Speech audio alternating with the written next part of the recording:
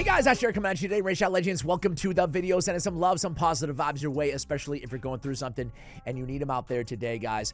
We're gonna do it. We're gonna do the 2026 definitive mythical tier list. The year that, should I even say it? Should I even utter the words void mythical? Well, there I just did. The year that we might see, according to Polarium's last Q&A, we may see void mythicals. I'll be real with you guys. I'm not in a huge rush, but I still am. I still am hoarding my remnant summons just in case. I've got 14 saved up. I can't wait till I can release a video that is, I've saved my remnant summons for, for this day or for a whole year or for 2 whole years. Anyway, I digress. Today I want to do an updated mythical tier list here. And I want to cover all the new ones. They've actually added, 3 or 4 new mythicals here in the last couple months of the game. So we have seen some power creep. A lot of these mythicals are super strong. Maybe not all of them. I want to restrict myself because every mythical, I think, is good. Even the crappiest mythicals. I'm going to say this one time, right? I think that, especially if you can get your hands on a mythical early game, it can change any of these champions, honestly. Even the crappy ones are really good. They just bring so much to the table. So I want to throw it to you guys. How many mythicals do you have on your account? Do you have any? And who's your MVP personally? All right, so without that all out of the way, only 5 S tiers. That's my only parameter that I'm holding myself to.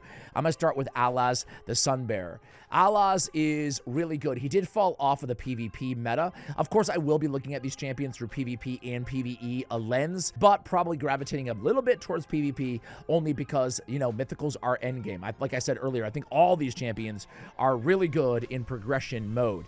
That being said, I will obviously take into consideration PvE as well. Allas fell out of the meta in PvP. But he's back, especially when Mercurial said. He's a great champion, right? I think his most powerful form is his base form with the increased defense from a defense-based damage dealer that Rolling Thunder can delete, especially in the arena. He does have that provoke, obviously, with the counterattack on his A3. Then he's got his burn and his support side as well on the alternate form, the AoE on the A1. Again, I think right now in this meta, especially in Mercurial gear, I think he's seeing a little bit of a resurgence here. So Allas, to me, is a really, really good mythical champion. Androck. I think that Androck is a bit one-dimensional. He is not an arena mythical champion, but I think that Androck is incredible. I would put him top of A tier if this was only PvE. Maybe even bottom of S tier, because he really is one of the best turn meter boosters, if not the best turn meter booster, maybe after Senna in the game with this Knights of the Wilds, right? All you need is critical hits and you get a turn meter on all allies. It's incredibly powerful. He got a big buff too. He's got turn meter fill now. He's got a really nice base form. So put it all together, I'm actually a big fan of Androck. I think he's a great, if you get this dude early on or even midway through the game, you're gonna love this dude. You're gonna love him. That being said, I think he's more of a PvE champion. And for me, mythicals should be viable everywhere. They are mythicals and they are very hard to get. So I think top of B tier feels about right for Androck. Aphodus. People are he's a polarizing mythical. He's one of kind of the old school mythicals in the game. So I shouldn't say a lot of people have him. A lot of people don't have any of these, except for maybe the farmables. But I personally am not a huge fan of Aphodus. I don't think he's that bad either, right? He has a really interesting blend of attack-based form and then control on his alternate form, which wants to be defense-based, right? He's got a stun, he's got a little bit of healing, strength, and provoke. I don't really use the bug form that much, maybe in wave content, maybe in faction wars, that's about it. And then his base form does nice damage, but not insane damage, not to me mythical-esque damage. So he feels like kind of a legendary and a like 2 pretty good legendaries combined, right? Which isn't that bad, but in comparison to a lot of the other champions on the list, I think the Aphodus is about average when it comes to mythical champions in the game. All right, Arbias. Arbias, I'm going to put in A tier. Arbias is a tremendous mythical champion. She's super fast. She's got one of the best openers still in the game on her A3 ability on her base form, and she's very unique, right? She's got a little Mithrala vibe going on with the petrification as it synergizes with the revive on death. She's got buff removal on enemies, block active skills on her A1. Again, that increased accuracy, increased attack is fantastic start of the match. She's got speed in all battles, and then she has the Roar of the Mistwood, and she brings a burn on the A2 too, as well as a leech is on her alternate form. I think she's brings a lot of utility to the table, right? I don't think she's on the upper echelon of all the mythicals in the game. I'd actually put her maybe slightly above Allas. So I'd put her right there, right? Top of A tier. Really, really good champion. Also very good in Chimera, right? In Chimera trials and PvE. So she is kind of an all-around champion. She brings Stone Skin as well, which can get rid of necrosis stacks and just make her annoying to deal with, right? All right, it's time for Ashnar. Ashnar I'm going to put in bottom of B tier after his buff. I think that Ashnar is probably one of the most unique mythical champions in the game in the sense that he is the only champion in the game who team-wide will just convert all burns to healing, right? And, you know, in a variety of different situations, especially in the arena, he is a niche but very, very powerful choice. In addition to that, they actually added a lot to his kit beyond just that burn, but to me, that's the highlight of his kit on his base form passive. He can deal some nice damage too, so I think he falls right under Androck in my book. Maybe a little bit more versatility than Androck, but I think overall not quite as strong as Androck in terms of, you know, what he brings to the table is turn meter and everything else, the buff removal, enemy max HP, etc. All right, we have Frolni. I don't have Frolni, and honestly, I don't want him. I hate to say it. I'm actually going to put him in the top of D tier. I'm so sorry, especially for those out there who have him. If you love him, feel free to tell me why I'm wrong in the comments below. I will point out the mythicals that I don't have, of course, as we go through, because I think it's important to give that context if I haven't played with them firsthand. That being said, he does not wow me, honestly. Even after his buff, I would be pretty disappointed if I got my hands on this dude. An AoE that does all right damage, a single target stealing buffs, okay. Alternate form, he's got attack one enemy, balance HP of allies, some ally protection, and unkillable. I don't know, man. To me, he feels like two mad legendaries combined, and that's not what I'm looking for from a mythical champion at all. I'll put him in D tier. Again, like every mythical in the game, though, if I had him, I'm sure I would use him. You know, I'd find a place for him, right? Because every mythical is good. Ah, the cock, Galleus. I'm actually going to put him at the top. The best mythical so far, in my opinion, that we've reviewed here in the video. Galleus got a massive, nasty, nasty, nasty buff in a very good way. He went from one of the worst mythicals in the game to, I think, one of the most unique. Maybe not the best of the best, but maybe a little tiny notch below, right? I love his base form now. He reflects damage, which is actually significant on his passive. He brings an extra turn, revive on death, increased defense, restores max HP, as well as an AoE provoke that actually smacks, especially after he sets himself up with an increased defense, being a defense-based damage dealer. And then on the alternate form, he's one of the best like farmers or speed farmers. I just rely on this big, massive cock. It's time to stop. It's time to stop, okay? I rely on him so heavily in Grim Forest, in Curse City, and any wave content in the game. That decreased defense, but also he's immune to CCs, and he randomly resets the cooldown of one of his skills when he kills an enemy, man. And buff removal on the Sonic Torture.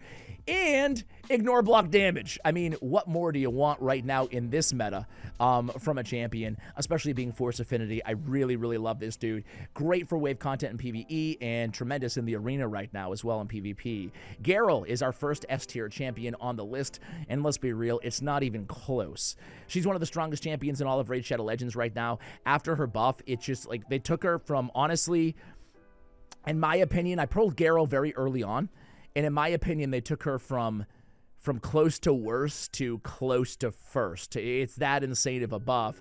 The unkillable protected for 3 turns is absolutely absurd. They gave her a full cleanse. She has a great passive. When she's attacked, decrease the duration of all buffs on the attacker. Occurs once per hit. Heals allies while she's at it. That's nasty when you synergize that with a provoke, right? And then she's removing buffs on her A1 with the counterattack. That's protected, by the way. You have so much utility with her base form now. You can start the battle out with an unkillable for 3 turns, and then you can go in, take your next turn. You can metamorph and still have the unkillable, right? You can go in there, Calamitus Maul now with 2 sources of damage. So much damage on this ability. Just obscene numbers, especially in a force heavy meta right now. She is one of the best counters to half the damn champions in the game. Now she has a 50% chance to join in attacks. Her damage and defense goes up, or damage mitigation, I should say. She now ignores block damage on her base or base attack, excuse me. She's busted. She's insane, and she's an absolute lethal threat in the arena. but also just a great nuker in PvE content as well. Gharol, to me, is the first S-tier champion, but let's be real. There's a lot of really freaking good champions on the way, so I reserve the right to remove her. I don't think I'm going to, but I do reserve the right. Gizmak. I'm going to put Gizmak right above Allas.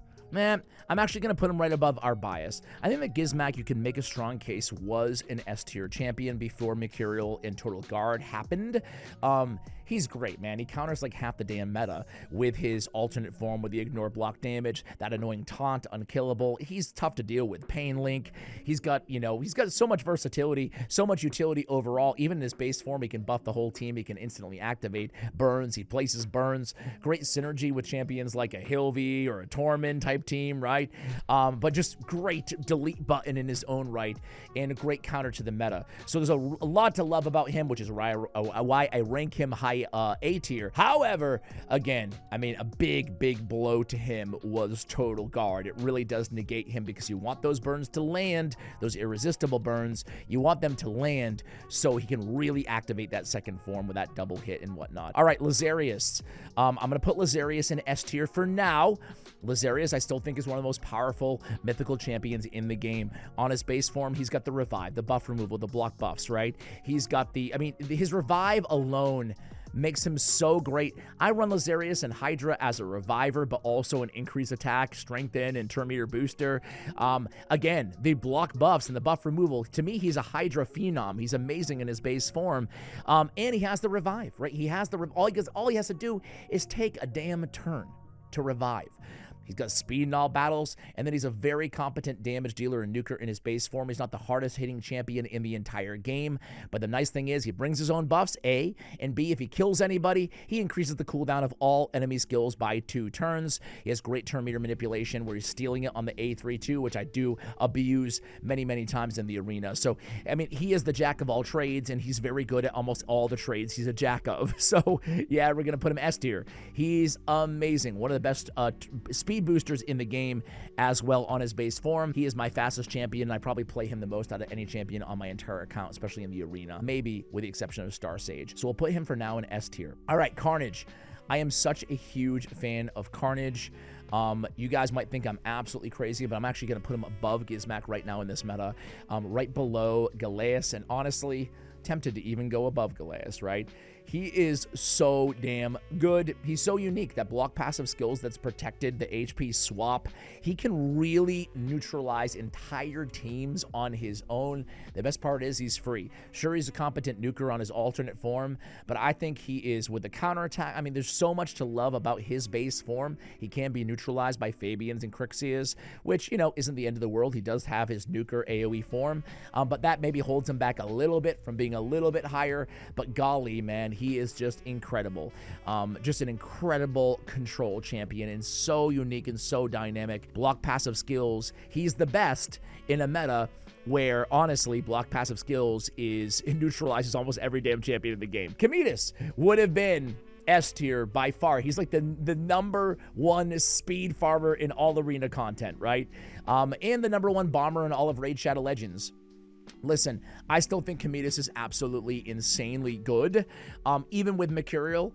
Now, in a few months, is that the same once people have more 9-piece Mercurial sets? Are we approaching a time in Raid where we're right on the precipice of everybody just rage quitting because of Mercurial gear? I fear that we might. I don't want that, but I fear that it's going to be even more arduous once everybody starts getting their hands on 9 pieces in every faction, that being and getting better gear as well. And that does hold Komidus back. I mean, there's no ifs, ands, or doubts about it. However, he's still the best bomb champion. The bomb instant activation is absolutely absurd with Komidus. He's just a tremendous champion. If you have Volcanos, you can kind of use him in a 2 or 3 demon spawn draft and nasty things you can do with him. And the best thing is hey, if they do land that block debuffs and they go first, you want Komidus nice and fast, obviously, since some turn meter boosters ahead of him. But even if they end up going first, you can rely on his base form, the buff removal, the block active skills, stealing turn meter, the lockout on the A3. He does provide enough outside utility beyond the bombs that he can still be useful in a variety of situations, such as wave content, bommel content, stuff like that as well in PvE, going beyond the arena. So we'll put him high A tier. I'm personally going to put him right above Galleus. Mikage. Mikage is no longer really an arena champion, and I'll be honest with you guys, there was a time in the very, very early days of Mythical Champions and Raid Shadow Legends where I put Mikage as close to number 1. The fact of the matter is, Mikage is still absolutely incredible champion, but I think that she has been crept a little bit over the years, right? I'll put her at high B tier. I think you could totally make a case that she's A tier. She's more of a PvE champion nowadays. Not that you can't use her in the arena, you certainly can. But she's no longer the best ally attacker in the game. When she was introduced to the game, she was the only ally attacker to bring increased attack, period, in the entire game. Now we have champions who are arguably even better on the ally attack, like Ostrin, like Queen of Hearts. I know that they're hard to get, those champions. I'm not aloof to that fact, but I do want to factor in power creep as it pertains to Mythical champions too, right? Silk and Snare is still an incredibly good ability, and she has a nice control profile on her alternate form. She's especially good in clan boss situations and longer battles as well, the way she can activate especially fellow Shadowkin champions. So B+ or highest B tier champion to me is not a slight at all, but golly, I'm not going to put every champion in A tier. All right, we have Mezamel. All right, so I have a soft spot for Mezamel. I'm going to put her in low B tier, but that is not a slight. I think that Mezamel is super underrated. That being said, she's kind of one-dimensional, right? She's got those AoE, nice AoE damage. I think that people, especially if you don't have Mezamel, who end up getting her, I think people are really wowed by her damage on both forms. But she's a very one-dimensional damage dealer. She's got AoE, and she's got an Ignore Stone Skin hard-hitting ability, right? That's pretty much it, honestly. She does have other neat things, like where she can ignore block damage on her alternate form, and she's a hard hitter. Even her A1 on her base form hits like super hard, but she doesn't provide the overall versatility that some of the other champions on this list do. So I'm going to put her in the bottom of B tier, but I still really like Mezamel quite a bit. I'm still putting a nice in S tier. I mean, listen, I've gotten nice. He's my most recent Mythical champion on my account. And, by the way, I'm going to put Laz right above Gharol, even though I still love Gharol. She's new. The buff is new at the time of this recording, okay?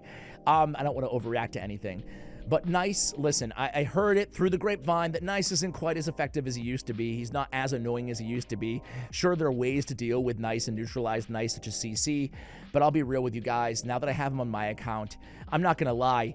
I was doing a collab with Nub Raids once, and I was like, he had Nice and I didn't at that time. And I'm like, so how much of an impact did he make on your account? And he's like, well, he took my arena win percentage up like 20 points by one champion. And you know what? I'm not gonna lie, there's a lot of truth to that, man. He is just one of those like champions that can change everything in the arena. In PvE, he's just okay. So maybe, in fairness, just because he's a bit more one-dimensional than some of the other champions here, maybe I'll put him as still one of my 5 S-tier champions, but towards the bottom. But in terms of the arena, I would personally put him at the top based on my experience. But either way, Nice is insane. You can just pop off somebody with a block revive. You can power up his own stats in the meantime, but really it's that alternate form and what you can do there. I have Chainbreaker on him. I have Zibia's Servitude. It's a nasty, disgusting build. But even without that particular build, I think he's just insane. Nell. Oh, Nell. Nell is, she's the queen right now. I'm going to put her over Komidus. She suffers from the same exact thing that Komidus does, though, which is, again, total guard and mercurial sets.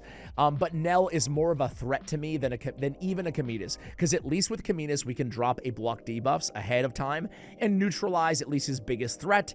Granted, he could remove the block debuffs and switch to the alternate form next turn, but with Nell, it's not as easy as that, because her poisons, especially with that Arachoa Elixir and the instant activation and the buff steal, well, they neutralize or they ignore block debuffs, right? So, which is a whole nother conversation for another day, but she's one of the biggest threats in the arena.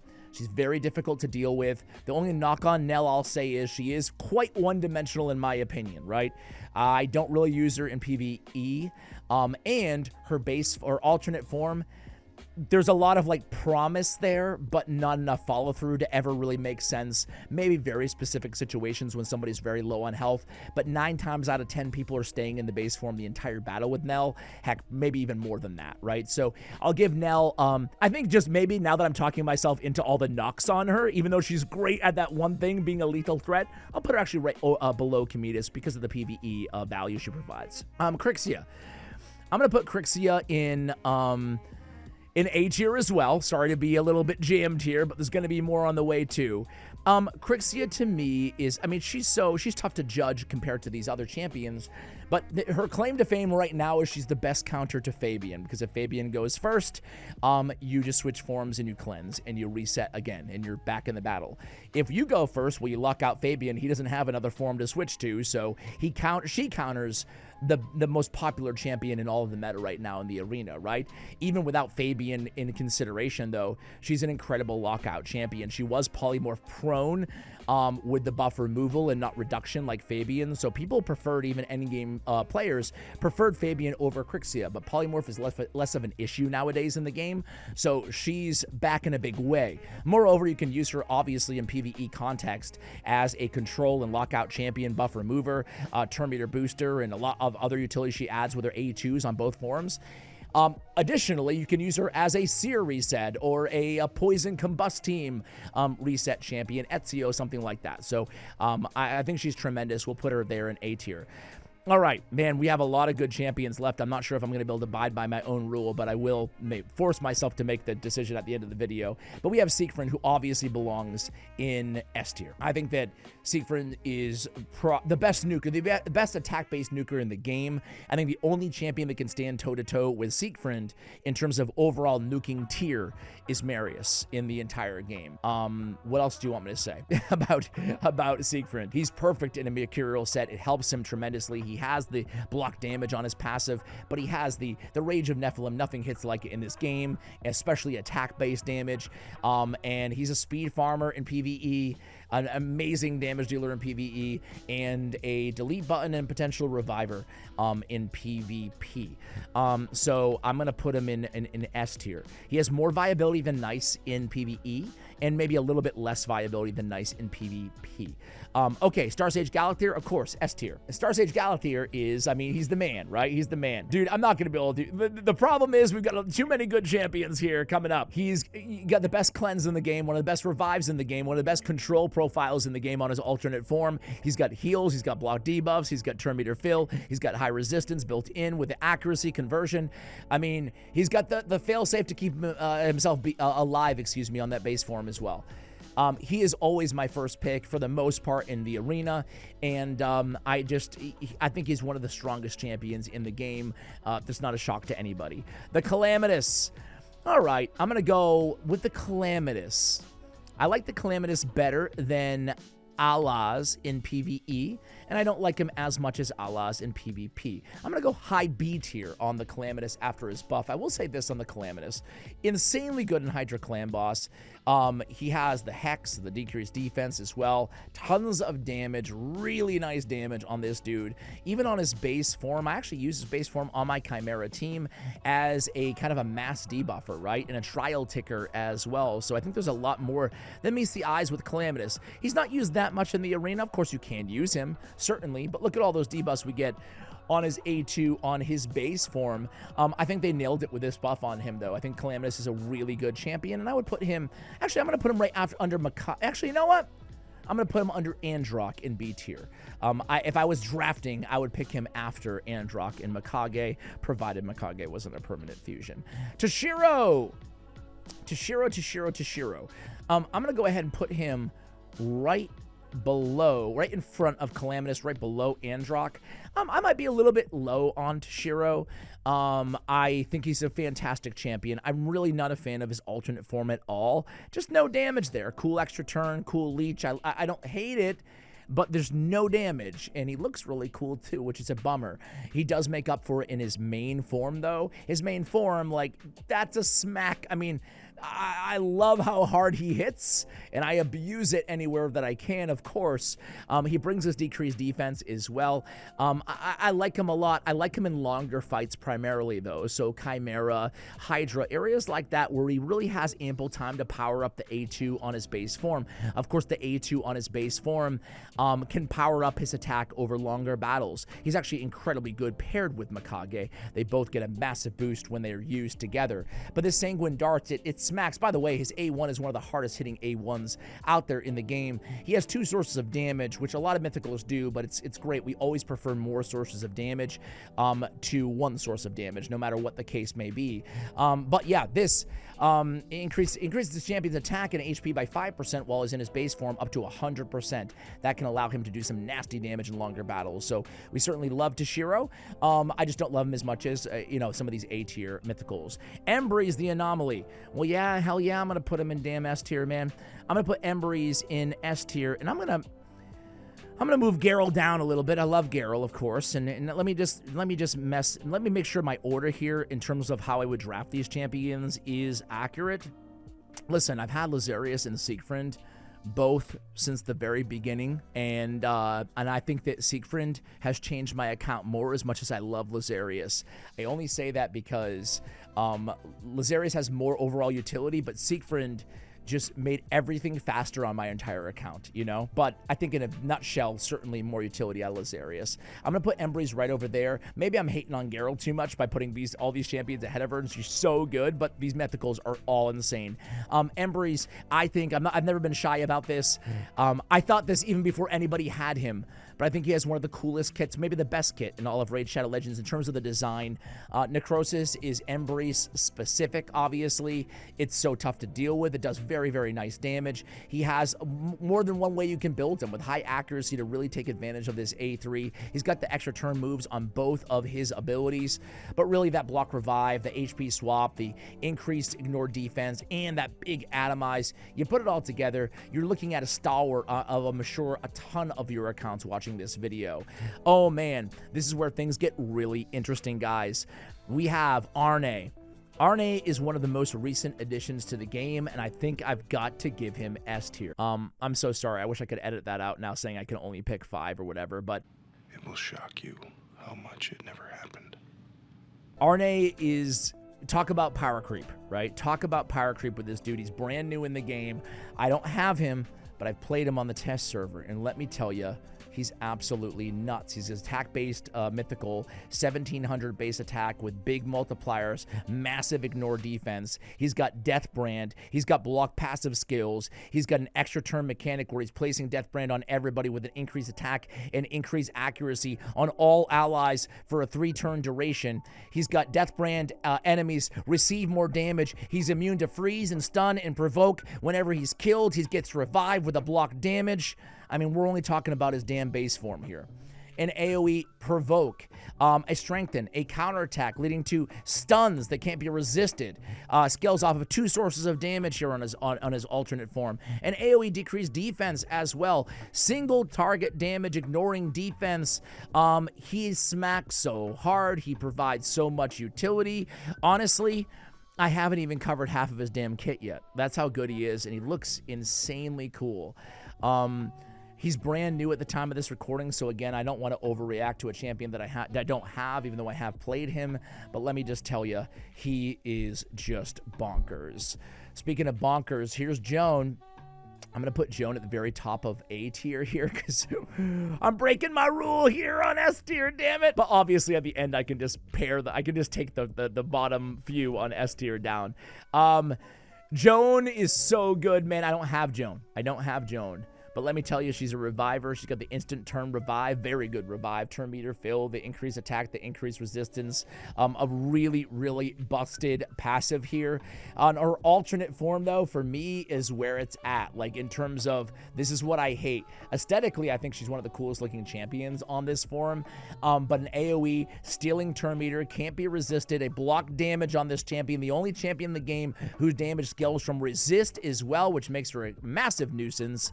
She's got a If the target is killed, has lower resistance than this champion has a block revive on them. If they're not killed, she gets an extra damn turn. This smacks, ignores block damage and shield, 35% of the defense, provided her resistance is lower.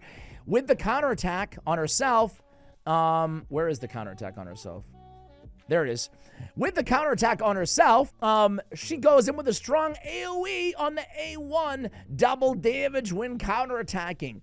I hate this alternate form of Joan is so disgusting. You can lock out, I mean, you can, when playing Joan, you can, whether she's locked out or not, I mean, she has high resistance anyway. It's tough to even lock her out. You can just switch right away. You can just absolutely decimate the enemy team with her alternate form. And then if you need it, you just go back in, pop a revive, an unkillable, an instant turn, and then just pop back and kill him again if you need to. She's so incredibly good.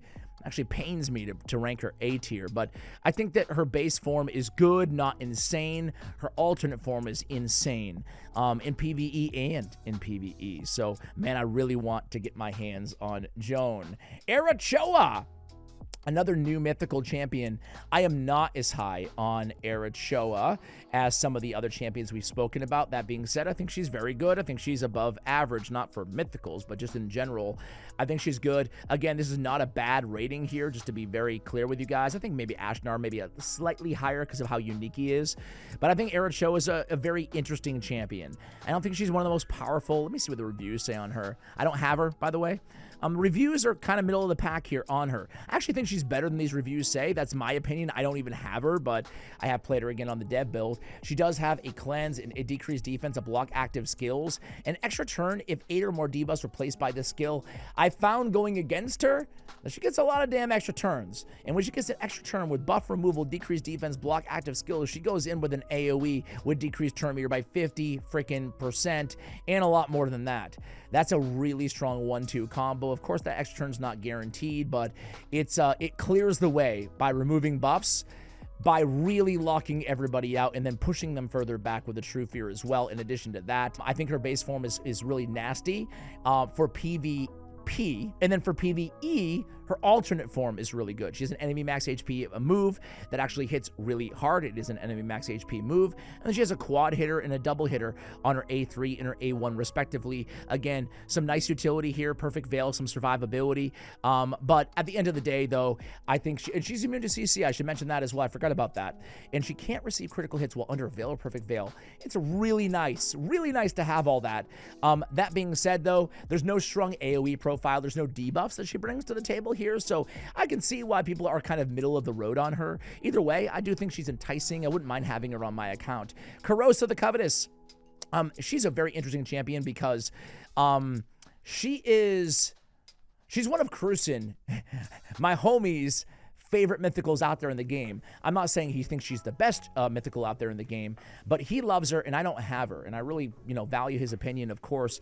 And she's very polarizing, though. Personally, I don't have her and I don't really want her. I can see the utility that she does have. She's pretty cool with the cleanse, the increased attack, the shield, the taunt, the fortify, the unkillable. I mean, she does bring a lot to the table. She's a damage dealing form on her alternate form that doesn't hit that hard, but she does bring True Fear, Shatter, increased crit rate with an extra turn, which allows her to get more out of her A2. I do think she's interesting with Total Guard, with a 9-piece Mercurial as a candidate there. It certainly powers her up. You could say that about most champions. I'm not enamored by her base stats compared to many of the mythicals. I mean, look at her base stats there, right? Commit that to memory a little bit, and then look at like some of the new ones, like an Arne, right? I mean, holy smokes, look at this dude. That's absolutely insane. Anyway, he's a beast. Anyway, so I think that she's cool, but actually I'm gonna put her at the low end of B tier because I really do like Mezamel a lot. Fjorad, we're gonna go put right a notch below Kurosa. I don't think that there's anything wrong with C tier. I don't think he's a worthless champion like many do out there, and I don't have him either. But the AoE freeze, it's annoying with the extra turn. He can really do some things. I have this thing about me with mythicals especially that, like, I don't want to feel like I'm talking smack because, man, a lot of players get their hand on a champion like Fjorad, the going in with the freeze, with the extra turn, with the block debuff, the increased speed, the decreased cooldown of all ally skills. I mean, that is solid. There's no ifs, ands, or doubts about that. And then on the other side, he's a, you know, a decent nuker. Doesn't hit that hard on his A2, but he does have a block revive with a big ignore defense. So I think he is a threat enough that he's not a total trash champion, even though most people think he's a total trash champion. In the reviews, definitely back it up, even after his buff. There's a reason that he's going to be low C tier, but I'd take him over Frolni. Does that worth anything? All right, Theodosia. Theodosia, she's going to be, where is she going to be? How high do we go? I think I'm going to go right, I think I'm going to, to me, she's right around here somewhere. I don't know. Now that I look at it, I'm not sure if I feel comfortable going this high. Whatever, who cares? Theodosia is S tier. She's one of my most wanted mythical champions in the entire game, man. Theodosia is an absolute monster. She's got a remove all debuffs, a full cleanse with a perfect veil on a 3-turn cooldown with freaking stone skin on her, and AoE revive. I hate you guys who have Theodosia. I hate you guys. Coming from someone who has most of these mythicals anyway, right? I don't have her. She's my most wanted mythical in the game. She's kind of like Star Sage in some ways, right? Where she's a reviver. She brings a good cleanse, you know, a little bit different. But then on her alternate form, she's such a menace, stealing all buffs, putting them to sleep, decreasing target's turn meter. She's immune to block active skills. When allies attack, their damage increases by 20% of the target's turn meter. I mean, there's so much to love about this champion. She's 115 base speed. She's nice and tanky, speed in all battles. She looks incredible, force affinity, tough to kill, but she has a great blend of, and she destroys target speed. Like, that's so mean to do, right? She has so much packed into one kit that she's hard not to absolutely love as one of the best mythicals in the game, and I do think she is. All right, there's only one left, Polara Fireheart. Oh, just as a side note here, I know that I'm not including Anaxia the Reborn. The truth is, guys, is she's a damage dealer, support and damage dealer, but I'm not able to play, no one's able to play her in game at the time of this recording with Grim Forest, and also I don't have access to her on the test server. So I mean, there's nothing to say about her. We need to get our hands on her before we can give her any sort of a grade. I'd just be totally guessing. Polara Fireheart, I think, is the worst mythical champion in the game. I've had her basically the day that she was able to be unlocked. I unlocked her. I went hard mode, try hard mode, I should say, on the Faction Wars Trials. And I was excited to get my hands on her. First of all, her base stats are absolutely atrocious. Look at these base stats. I mean, inner damage scales off of defense and attack. Look at those base stats. It's a real shame. Like, what are they doing with this? This is like a mediocre legendary. This is an epic. This is a mediocre epic base stats. What are they thinking on these base freaking stats on Polara? And that's just the beginning of it. Listen, her A3 is great. It ignores block damage, or it block revive, but they have to be under a burn or a freeze, okay? It's conditional. What I do like is single target damage, ignores shield block damage, unkillable. That's great in this meta with instant activation of HP burn. That's all great. The problem is it does mediocre damage. It's not awful, but it's not great, right? And the block revive's conditional. The block revive should just be a block revive because it ain't that good, you know, outside of that. Her A2 doesn't hit that hard. Okay, there we go. That's her base form. That's the nuker form of her. She has a kind of a cool passive where once per round, she revives each ally, including this champion, with 100% HP, but then she freezes them, and that can't be blocked or resisted after they're revived. Just make it a revive, honestly. No freeze. Because it's not that powerful. It seems powerful and it's cool. It's not that powerful. Look at some of these champions they're coming out with nowadays. She has an AoE intercept on all allies, which is nice. There are other champions, of course, in the game that have that, Pontiff Augustine being most recent. She has a freeze that can't be resisted, which again is nice. And to be fair, Iceblade Tempest does hit decently hard for a support side of the kit, and it does have 2 sources of damage. She brings a block debuff, a strengthen, and a snare. This should have a full cleanse on it or something extra. Again, a big heal or something. She's a mythical freaking champion here. They really dropped the ball, unfortunately, when it comes to Polara's kit. There is some foundation of things to like in this kit, but when you put it all together, it's a very mediocre legendary profile. I'm not going to lie, I use her from time to time, certainly not in faction wars or anything like that. She's just not strong enough, but I use her in like very niche situations like, you know, Cursed City or a siege in some, you know, weird type of comps. Like, for whatever reason, I found her somewhat useful in some types of siege defenses. But that's so niche for a champion that ought to be a huge moment for a lot of players in the game, right? They finally completed Faction Wars hard mode. Polara, there she is. Is she good? No. No, she's no Lydia. She's no Lydia. And that's a shame. I really, really hope they buff her. So here it is, guys. This is my final list. Now, if I hold myself to the rules, then I would do this, and this, and keep these as the big 5. Maybe we could argue the order. If you prefer going with supports, it would look like that. So I think this is like, you know, generally speaking, I prefer supports over nukers. So I think I'm pretty good with these rankings here.